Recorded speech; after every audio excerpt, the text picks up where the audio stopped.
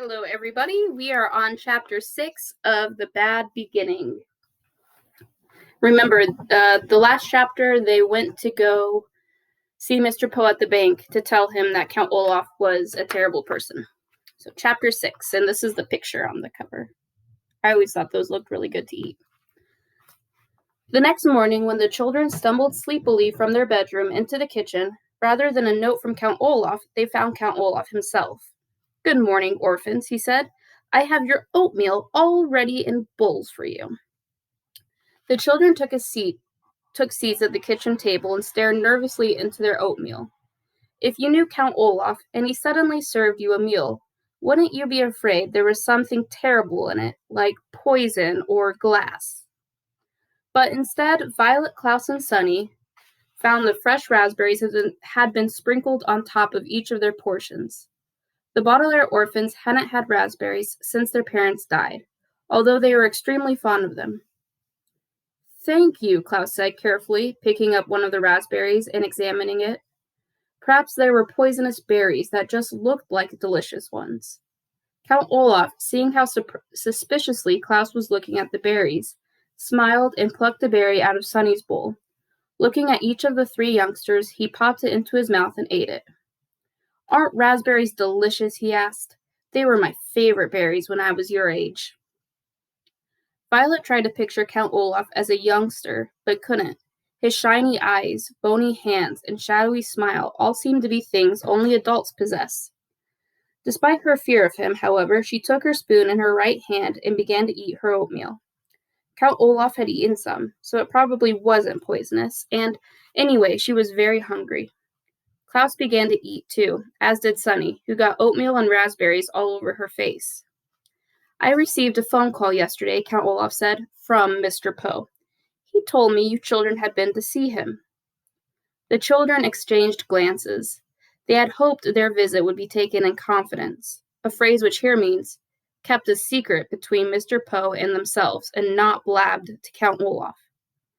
"Mr. Poe told me," Count Olaf said, that you appeared to be having some difficulty adjusting to the life I have so graciously provided for you. I'm very sorry to hear that." The children looked at Count Olaf. His face was very serious, as if he were very sorry to hear that, but his eyes were shiny and bright, the way they are when someone is telling a joke. "Is that so?" Violet said. "I'm sorry Mr. Poe bothered you." "I'm glad he did," Count Olaf said, "because I want the three of you to feel at home here, now that I am your father." The children shuddered a little at that, remembering their own kind father, and gazing sadly at the poor substitute now sitting across the table from them. "Lately," Count Olaf said, "I have been very nervous about my performances with the theater troupe, and I'm afraid I may have acted a bit standoffish." The word standoffish is a wonderful one, but it does not describe Count Olaf's behavior toward the children. It means reluctant to associate with others. And it might describe somebody who, during a party, would stand in a corner and not talk to anyone. It would not describe somebody who provides one bed for 3 people to sleep in, forces them to do horrible chores, and strikes them across the face. There are many words for people like that, but standoffish is not one of them. Klaus knew the word standoffish and almost laughed out loud at Olaf's incorrect use of it, but his face still had a bruise on it, so Klaus remained silent. "Therefore, to make you feel a little more at home here, I would like to have you participate in my next play. Perhaps if you took part in the work I do, you would be less likely to run off and complain to Mr. Poe." "In what way would we participate?" Violet asked. She was thinking of all the chores they already did for Count Olaf, and was not in the mood to do more. "Well," Count Olaf said, his eyes shining brightly, "the play is called The Marvelous Marriage, and it is written by the great playwright Alfred Coote. We will give only one performance on this Friday night. It is about a man who is very brave and intelligent, played by me. In the finale, he marries the young, beautiful woman he loves in front of a crowd of cheering people. You, Klaus, and you, Sunny, will play some of the cheering people in the crowd." "But we're shorter than most adults," Klaus said. "Won't that look strange to the audience?" You will be playing 2 midgets who attend the wedding," Olaf said impatiently. And what will I do? Violet asked. I am very handy with tools, so perhaps I could help you build the set. Build the set? Heavens no, Count Olaf said. A pretty girl like you shouldn't be working backstage. But I like to, Violet said. Count Olaf's one eyebrow raised slightly, and the Baudelaire orphans recognized this sign of his anger. But then the eyebrow went down again, as he forced himself to remain calm. But I have such an important role for you on stage, he said. You are going to play the young woman I marry. Violet felt her oatmeal and raspberries shift around in her stomach, as if she had just caught the flu.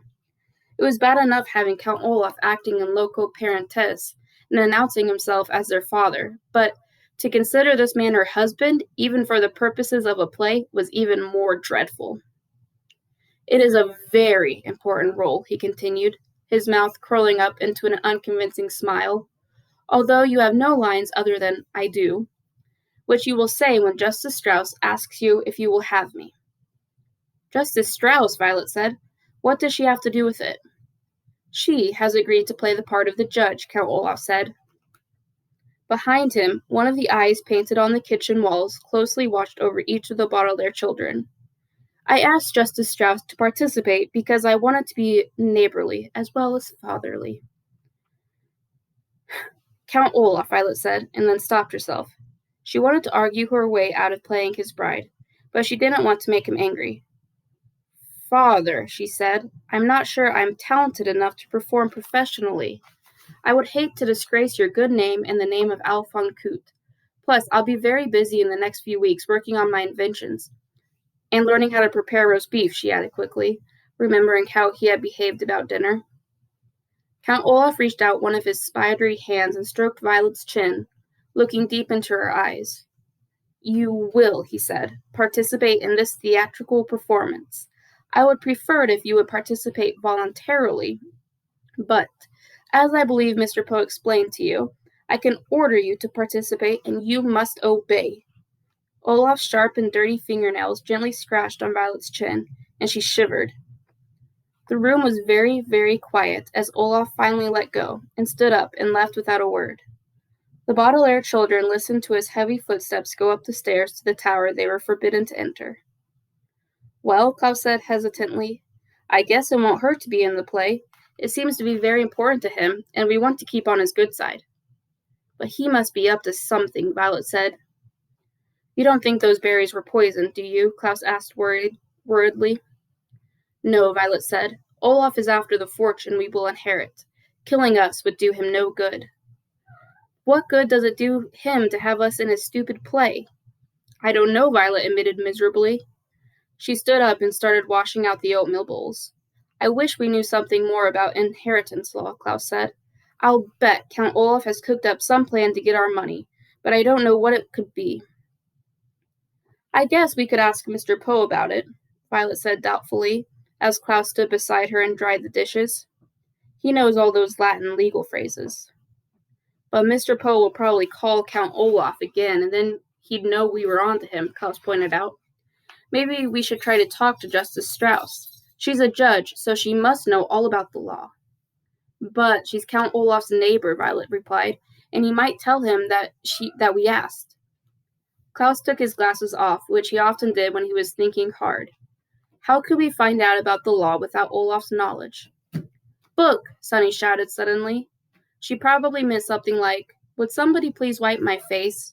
But it made Violet and Klaus look at each other. Book. They were both thinking the same thing.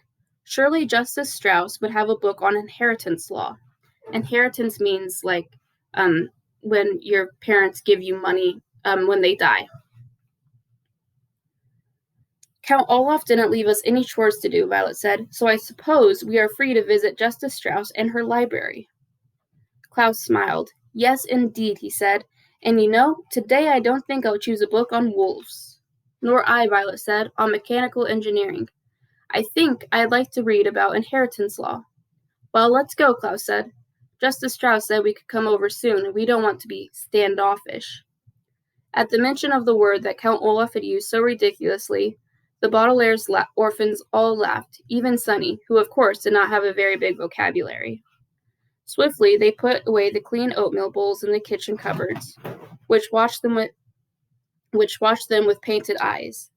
Then the three young people ran next door. Friday, the day of the performance, was only a few days off, and the children wanted to figure out Count Olaf's plan as quickly as possible.